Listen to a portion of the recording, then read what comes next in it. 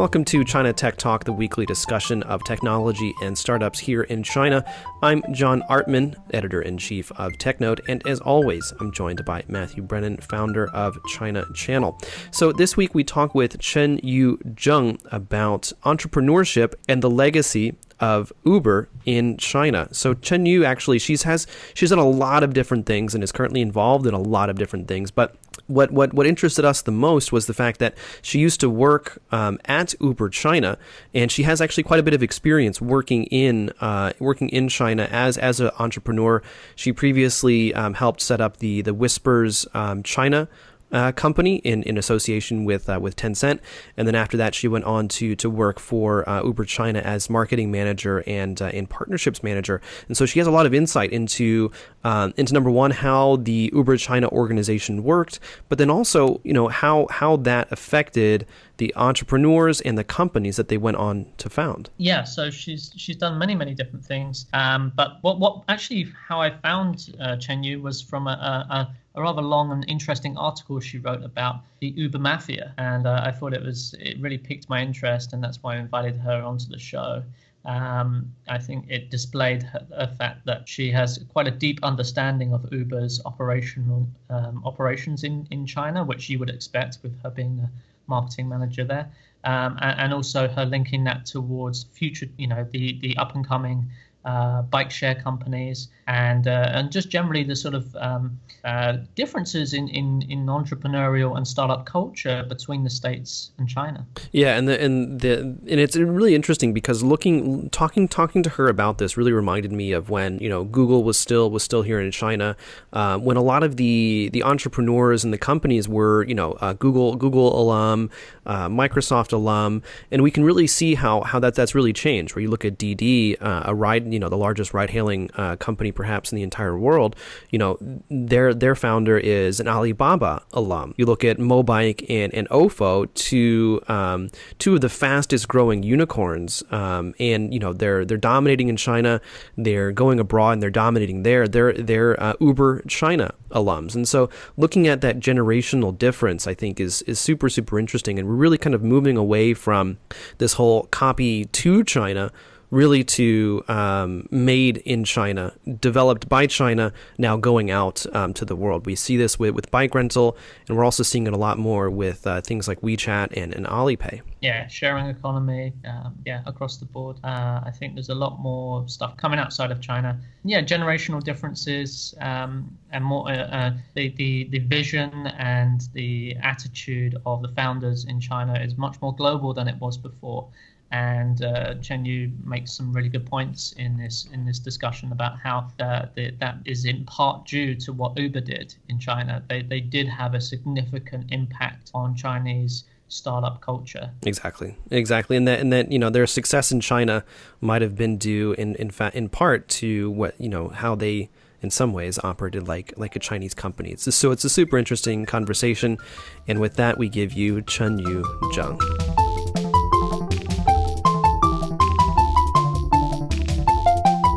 So Chenyu, thank you so much for taking the time to join us. My pleasure.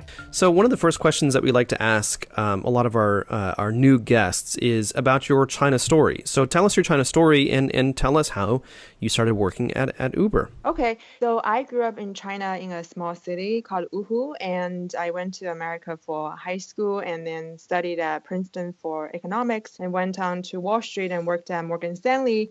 But I've always been passionate about startups and products that transform people's lives. So for 2 years, I saved up all my vacation days and volunteered for TechCrunch Disrupt about 6 times. So I stayed in tune with tech. And eventually, I painted 15 entrepreneurs from Mark Zuckerberg to Elon Musk to Sheryl Sandberg and displayed them at a Sequoia Capital Conference in New York. So I went on to this tech conference as an artist. And it was discovered by the Whisper CEO and the CTO. And they asked me to join them as an early member to plant a seed in China. Because if you remember back 4 years ago in 2013, anonymity apps were on the rise, and everyone in China were copying anonymous apps. Like there were 20 of them. So I got an opportunity to come to China and work on the ground in Shenzhen, which I think is where Matt is based, and worked closely with Tencent social networking group to build a startup from scratch with another colleague of mine. So I saw how a startup was formed and then growing from 2 people to 35 people. So it was both a startup experience in China as an overseas returnee and also kind of navigating through a big company like Tencent and getting marketing and promotional resources. So after that, I returned to America in the end of 2015, and I wrote an annual letter about what I learned in China. And in that article, I commented that Uber is one of the most fierce company that resembles Chinese companies. Based on conversations and observations I had with Chinese entrepreneurs, if we think that Black Rock City has uninhabitable environment at Burning Man, that's the reality of every startup in China is operating in the desert environment every single day. And that actually got caught by Uber. That article got discovered by Uber, and I was recruited to work on product marketing between the headquarters and China, specifically on the partnerships team. So that's how I got to Uber. And I guess how I got into tech has always been some unconventional way, either through my writing or my painting, my storytelling. Yes, I guess that's my story. And so what were you doing at Uber China then? So I was on the partnerships team, and as a product marketing manager, I would help the headquarter team to understand the China market and prioritize features to build on for the end and product team. And I will be spending time between US and China, kind of as bridge, because our product team is based in San Francisco at headquarters. Now our operations team are in China. So if you're building a product feature for China market, you want to understand the China market. So I was playing that role, and also formalizing go-to-market strategies, especially with our developer relations and the partnerships team. Like Baidu Maps is one of the examples. So most of the product development was done in the States, and then the operations were in China. Yes, the product and engineering team were in headquarters. Okay. So what was it like working there? You know, we've heard a lot about the aggressive culture at HQ in the US, and obviously to some pretty big detriment. But was it like that in China as well? Was it super aggressive? I wouldn't say it was super aggressive. I definitely feel like it was working very long hours, but I felt like everyone was so energetic and passionate about Uber's mission. And I was extremely impressed, having worked for a US company in China before, about how the consistency and caliber of talent in China. And I would say it's kind of like a Uber and Airbnb hybrid. And for Airbnb, I would say it would be Uber and Airbnb hybrid for Uber China office environment. It's the Uber hustle and extreme ownership, and the Airbnb kind of warm and community sense. So I really enjoyed my time working on with the Uber China team. How well did they manage the remote teams then, Chenyu, from the States? I would say that there are a few things that I observed that can be really helpful for any companies that have a China operation. First is that Uber has a very clear crystallized mission statement in one sentence to make transportation as reliable as running water. And when you have remote teams in so many countries, in so many cities, having a mission statement in one sentence really help motivate and mobilize the team. I thought that was a really good practice that everyone kind of have that engraved in their mind. And then very actionable core values. You're probably aware of the 14 cultural values that have since been changed after what happened this year, but those are really good guiding principles to motivate large remote teams because Uber China had about 500 people, I believe. Things like always be hustling, being an owner, not a renter, I actually still really celebrated in China till date.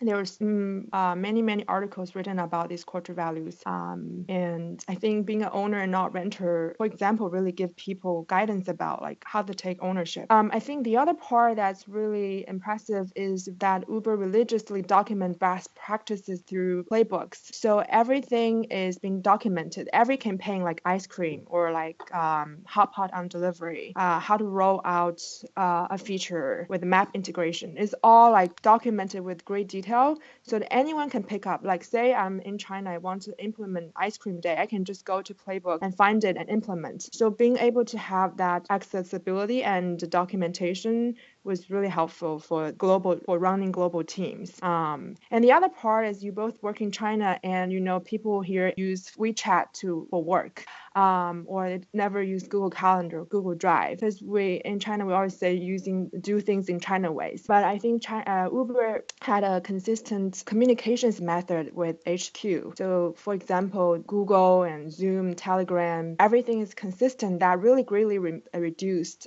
communication frictions and collaboration frictions. So I would say that it did a really good job at managing remote teams and keeping them motivated. And that's the same in language as well, right? Everything in English? Yes. The other things, every Uber China employee is bilingual. And that's also really hard criteria to recruit talent in China. And for example, if you work for Didi, you don't need to speak English, right? So the people are more naturally become like overseas returnees. So people worked in finance or consulting businesses because it's more natural to use English. Yeah, I was going to ask. I mean, so in terms of recruiting talent, I mean, what do you think it was about Uber that attracted the types of people that it did? Was it the core values? Was it the fact that it was a global company? I think Uber's brand value, up until this year was extremely high, right? It was very proud to work for Uber, and be part of a lot of overseas returnees. They come back to China and not necessarily feel adjusted to work for completely local company. So they look for some global company to make an influence. And Uber is really a product that has transformed so many people's lives in China, that I've seen these old grandpas, they stopped playing mahjong and go out to take passengers to make extra money, or these housewives, instead of binge watching soap operas, they go out to write people. And there are so many strangers meeting each other in the cars as well. So it was a big phenomenon in China. I don't know if you were in China in 2014 and 15. Uber had a lot of really creative marketings that would bring in like superheroes or like movie collaborations. It was kind of a really big deal to be able to work for Uber in China, and it was so visible. It was on Toutiao, like for headlines almost every day, and it was earned. It was not paid. It was that Uber had these stunts, whether it's ice cream or some movie that happened. There's some costume collaborations, or there's driving with celebrities that could be your driver. Those really capture the Chinese media and people's attention. And Uber really set up a marketing standard in China that a lot of companies till today are still looking up to. Yeah, a lot of it was guerrilla marketing. And, I spent a lot of time in Chengdu, and I think Chengdu is one of the strongest cities for Uber. And certainly what you just said resonates with my experience during that time. It was a super cool brand, and it still has a good brand name. It's quite surprising how it resonated with a lot of people, because it really affected people's lives in a very good way, a very positive way. Yes, it did. And Chengdu was like number one city for Uber for quite a long time, according to the rides. So you think that's like really kind of Chengdu's success really showed that China has huge potentials. Why was Chengdu so big? So Chengdu is, Matt, as you have spent time in Chengdu, Chengdu is a city of lifestyle in China. People enjoying life, and they're not as workaholic, not as much of 996 schedule. people enjoying spending their money, disposable income in enjoying their life. So they are more willing to try new things and spending money, going out to park and going out to Emeishan for a weekend getaway. So it's a specific kind of people in China for Chengdu. So looking at, the end game for Uber, the common narrative really does seem to be that Uber lost in China. In the article that you wrote, you disagree. I disagree. A lot of people do disagree. But walk us through it. Why do you think Uber did not lose in China? Yes. So first of all, I think China itself is such a unique market that's quite closed up, and any company who enters China will face a local conglomerate who will put a lot of money into competing with the U.S. company. So I think the first part is defining what success means in China, right? What does fail mean and what does succeed mean? So like having a success metric about what's the milestones and goals you want to reach. Like being number one in China as a foreign company is sometimes an overambitious goal, in my opinion, because of how the Chinese government regulations and local company and the just less kind of rules available here make it very difficult to compete and win over. So first, I think to have a realistic defining the success metrics. And the other thing is for Uber, I think financially it's in a long-term gain. It took Uber took 17.7% economic interest in Didi, and it sits on the board of Didi. And Didi is much more than a ride-sharing app.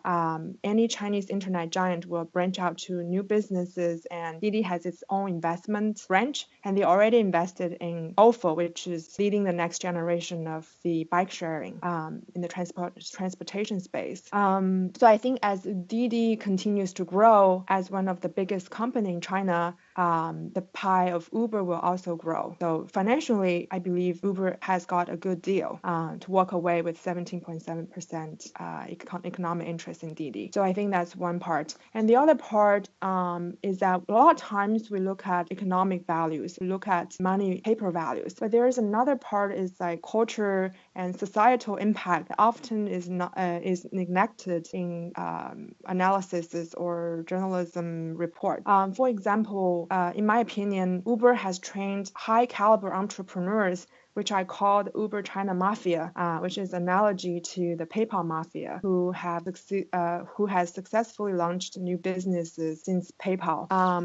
And these entrepreneurs are now leading Mobike, Ofo, 有幸二手车, 未来汽车, Toutiao, and many other successful companies in China now.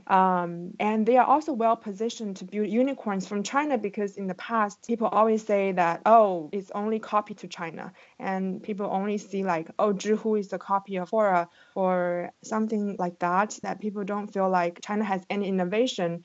But I think these Uber-trained entrepreneurs now have working on bringing global product to China, and now kind of bringing Mobike, Ofo to a global company and expand globally. Yeah, that's it's a super interesting point, I think, about kind of the generational differences almost between entrepreneurs in China and kind of the relationship that they have with non-Chinese tech companies or larger Chinese tech companies. Whereas, you look at when Zhihu was founded, and let's be honest, it was founded as a Quora for China. It's since become a lot more than that, just as Sina Weibo was in some senses designed to be the Twitter of China. And again, it has become a lot more than that, and the analogy isn't quite accurate anymore. But you look at these developments and kind of how the founders back then were thinking and kind of where they were coming from, to you looking at this next generation of entrepreneurs who they are building these huge unicorns, and they're building out completely new business models in part because of their experience with foreign tech companies. I find it absolutely fascinating. Yes, I totally agree. Yes. So looking at, we're talking about entrepreneurship and stuff, and so would you say that, like, looking at the Uber Mafia, what are they carrying with them? Are they carrying with them the sense of drive? Are they carrying with them the Uber values, the global outlook? What is it that you would say kind of is keeping them connected, now that they're all gone from Uber? I think the Uber breed, the Uber China employees share the commonality of extreme ownership and hustle and wanting to build something from ground up. So they're very scrappy, but also very actionable. High productivity. So I would say high productivity, hustle, and ownership and ambition. People share those characters. I would say most of those characteristics are also pretty similar to what a lot of Chinese entrepreneurs have anyway, right? I mean, in China, it is a place that rewards hustle. People do work extremely hard and are productive in what they do. How is that different from what was before? So what is different from what it was before? So you're describing these values that Uber employees have, but I'm questioning this. I'm pushing back and saying actually these values are a lot of Chinese entrepreneurs have them already. Right, exactly. But a lot of these Chinese entrepreneurs, one of their I guess for a lot of Chinese entrepreneurs, when they try to go abroad, they run into issues because they haven't worked international environment. They don't speak fluent English, and they need a translator to communicate with their partners in America, UK, South Africa. But now these Uber entrepreneurs, Uber Mafia, they are bilingual. I think bilingual ability is often underestimated, and to be able to expand globally. And having that global outlook. A lot of these entrepreneurs have traveled extensively, have lived in multiple cultures, that they are well positioned to be a culture bridge beyond a fierce entrepreneur that needs to survive in China. So I think that's quite important. How's it, sorry, we're taking this off in a different direction, but why was Uber, going back to the marketing point, Uber's marketing was pretty damn good in China, and so many other foreign companies, tech companies come in and they don't, their marketing's nowhere near as to that level. So what was the difference there? Why do you think Uber was able to be like so good at marketing when, for example, Airbnb is nowhere near as good? I can only comment about the Uber. I guess I can comment on what I observed. I think the structure and autonomy for the China team was extremely important. So China was, maybe give you a little bit background. So the China business was organized by 3 regions, right? The North and West region, and the central region, and the south region. So you have a RGM, regional general manager, for each of the regions. And in most tech companies, the product team has a final say. But in Uber, because such an operational driven company, actually the RGMs has a lot say in final decisions of rolling out a feature. So ops plays an extremely important role in Uber business. And if you look at other companies, even with Airbnb, and if you look at Microsoft or the other tech companies with a presence in China, it's more a product-driven company. And Uber's operation plays an extremely important role, and there's autonomy given to all the RGMs and GMs to own their P&L, to own their metrics. I think that really liberated and unlocked a lot of talent and potentials, combined with the playbooks to help you guide through how to execute plan seamlessly with highest efficiency. I think those two really helped how Uber had such a great marketing in China. Okay, for those less deep in the industry, could you expand upon that point? The difference between product and operations in terms of ownership? So with regard to the product versus operations, the product would be the app that I'll be using. I open Uber, I hail a ride. The operations would be at local level. In Chengdu, I would do a hot pot on demand. Beijing, there was like a big Chinese New Year festival related. In Guangzhou, it might be something different. So that the marketing is done at local level instead of centralized. There are still centralized marketing, big campaigns like Ice Cream Day, but every city has their marketing manager their city team is owning their marketing. Okay, so it's more of a Instead of everything is coming down from the product that local operations, so that marketing as part of operation. Okay, so the local marketing teams have a much bigger say in what and ownership in how things are promoted and how things are marketed within their regions is what is yes. 4 point, right? Yes, I think so. Okay. So we're talking a lot about entrepreneurship, and the Uber Mafia, and it looks like a lot of that Uber Mafia. I mean, you've named a few companies a couple minutes ago, but the biggest ones that are really jumping out to us, and what we want to talk about a little bit today, is these bike rental companies. So specifically, Mobike and Ofo. So walk us through the connection between these companies. Okay, so on the Mobike side, the CEO and co-founder Davis Wang, he was the Uber China Shanghai GM. So he went on to start Mobike along with other co-founders. And the VP of product and engineering and head of product design, they worked hand in hand in the product team for Uber China. So those are a few people that are now working Mobike, and definitely there are other operational ops talent that has moved on to Mobike as well. And on the Ofo level, so Didi, so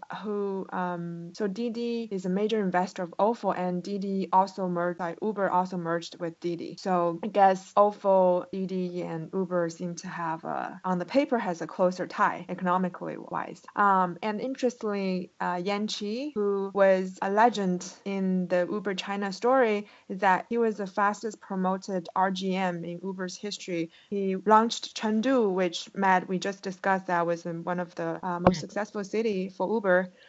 He launched Chengdu and then went on to be the regional GM for the North and West.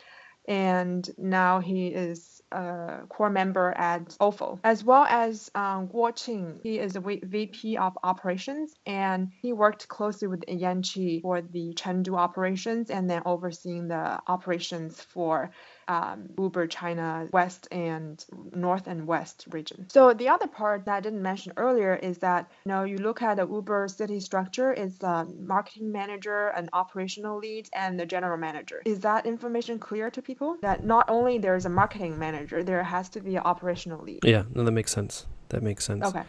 So Ching is that, and then their CPO, Chief Product Officer Michelle, was a China product lead at Uber. Okay. So there's a lot of connections to Uber.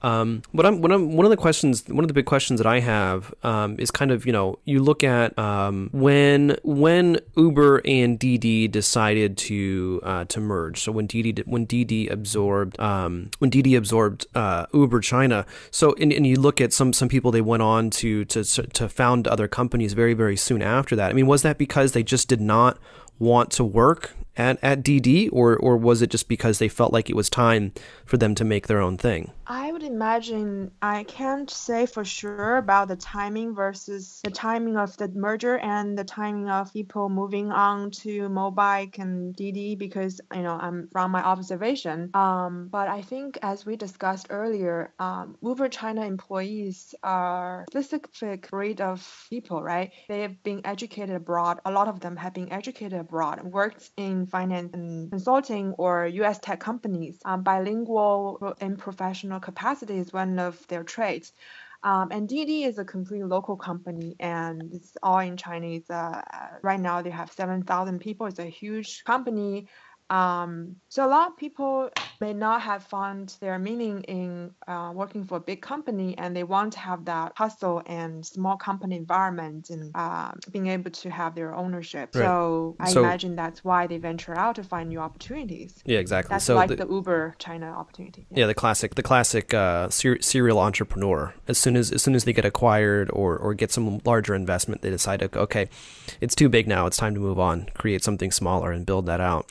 And so that's another question I have, because I was wondering. So there's been talks that Ofo and Mobike might actually merge, and the rumors are that if that does happen, that Ofo would end up being the controlling company, which I'm not quite sure if it does make sense.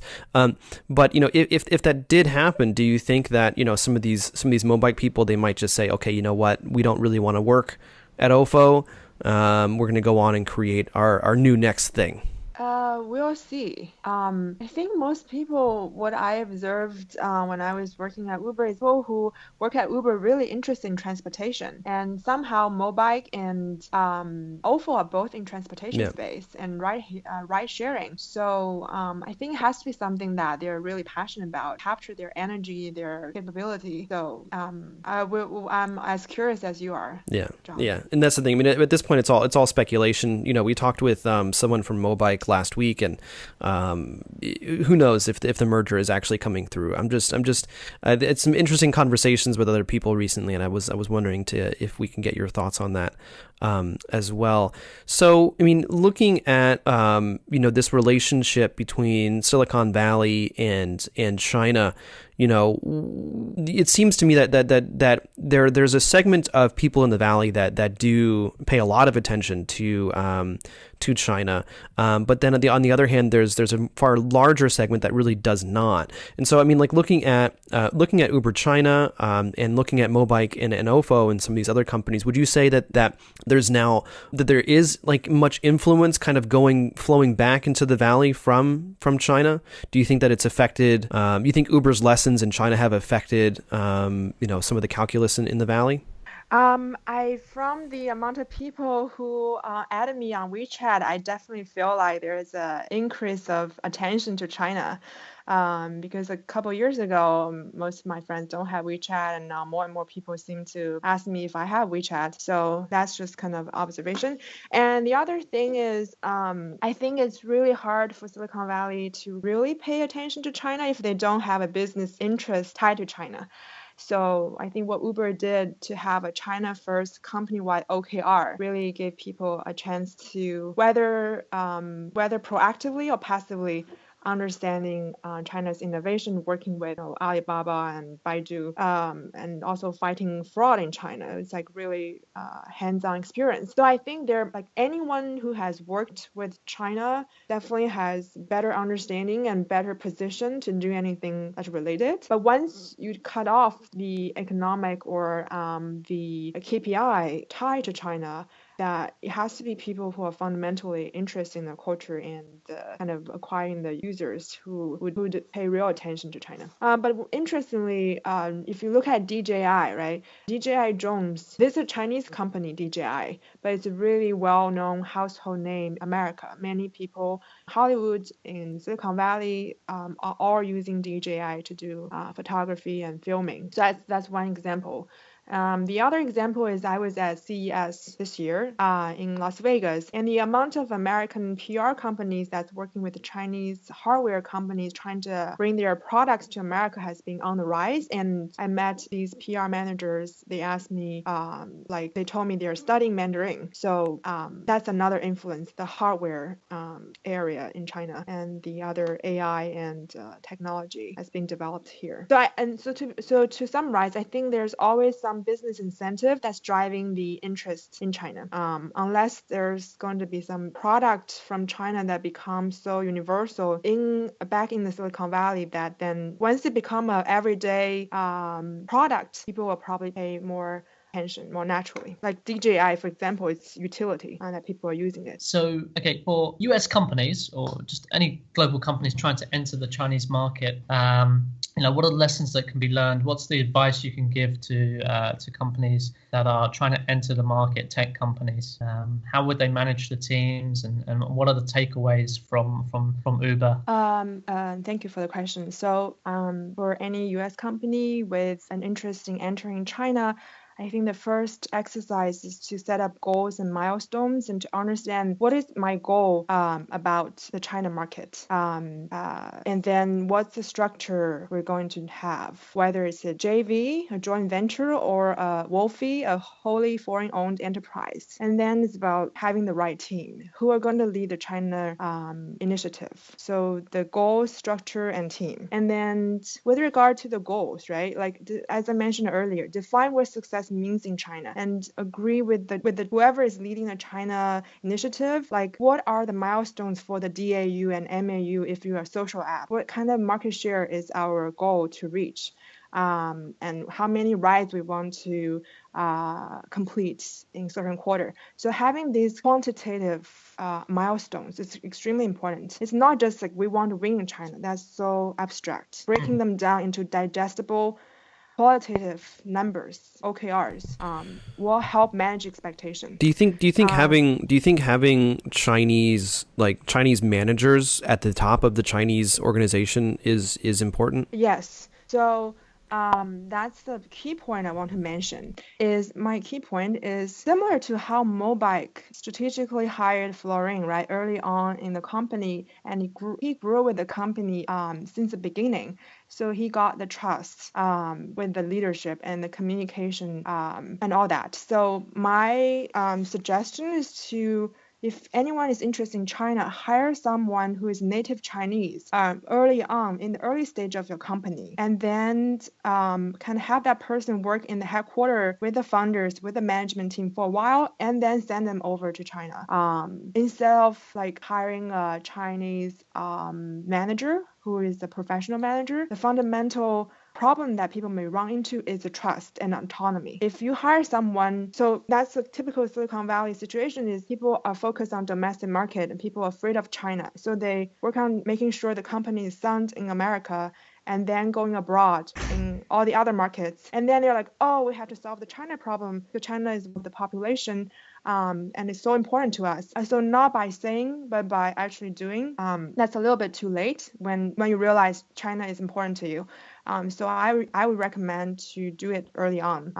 It's like playing a chess. You have planned your steps all the way at the beginning. If you think your product has a fit in China, and that person, I think the leader has to be Chinese, with a Chinese passport. Chinese. Not only that, Chinese national ID. Yes. Chinese. Who is bilingual. Who is bilingual and who is versatile in both Western and Chinese cultures, who understands how to navigate through a big company in China, but also being able to communicate well with US. I think more and more people are being educated in that way. But as one of the entrepreneurs in China told me, US companies grow up in greenhouse and Chinese companies grow up in desert.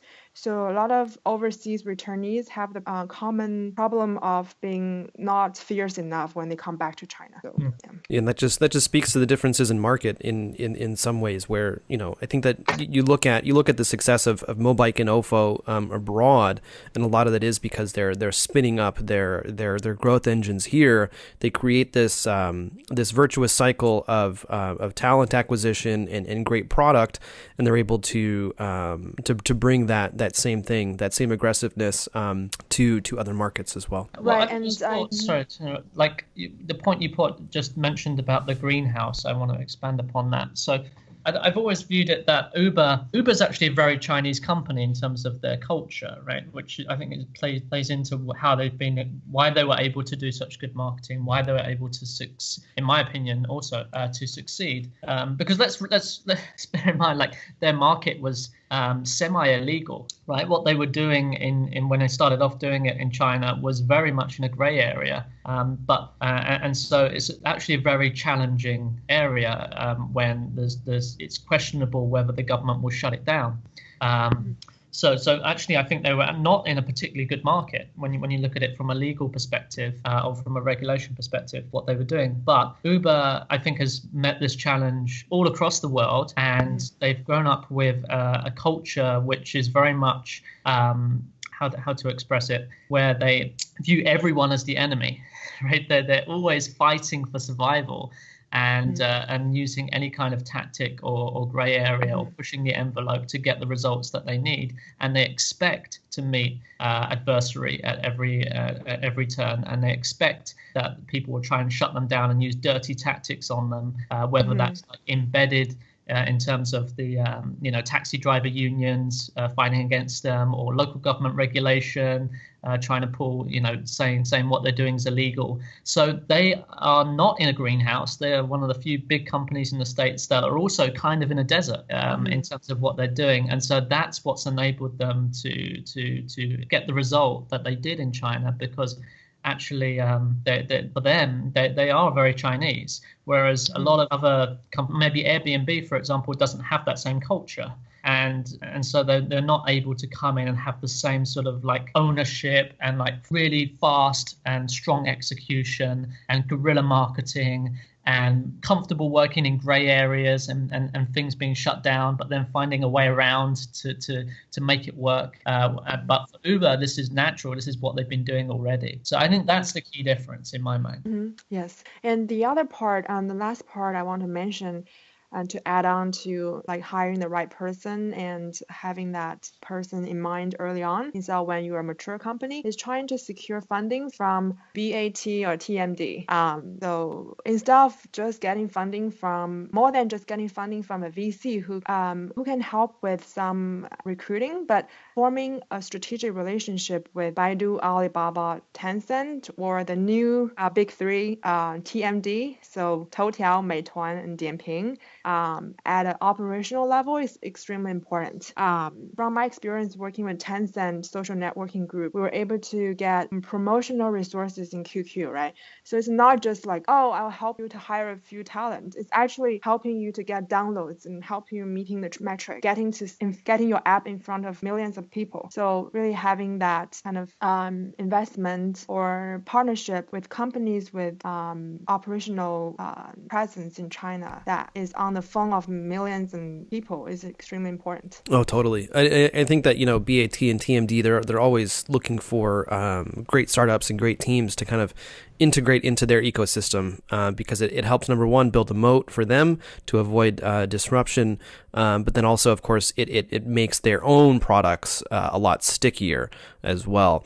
And I think that if you look at a lot of the recent funding activity over the past couple of years, that really kind of is the trend, is what you're outlining, where these companies, they get pretty decent funding and valuation, at A and B, and then at like the C and D rounds is when a lot of the BAT, TMD come in, and that's really where these companies just start to really take off. Obviously, they were doing pretty well in building their company and educating the market, but you see that once Mobike gets integrated into WeChat, once OFO gets integrated into DD, they're just able to really the market and the number of users increases dramatically to the point where of course a lot of cities in China are saying no more bikes, but I think that definitely, when you consider across verticals, once BAT, TMD kind of get involved, the companies really just spin up very, very fast and become an important part of their ecosystems. Well, cool. Well, Matt, did you have anything else? You got to go. Yeah, I think there's more, but maybe I don't have time. Yeah, no, it's fine. It's fine. Chenyu, is there anything else that you wanted to mention?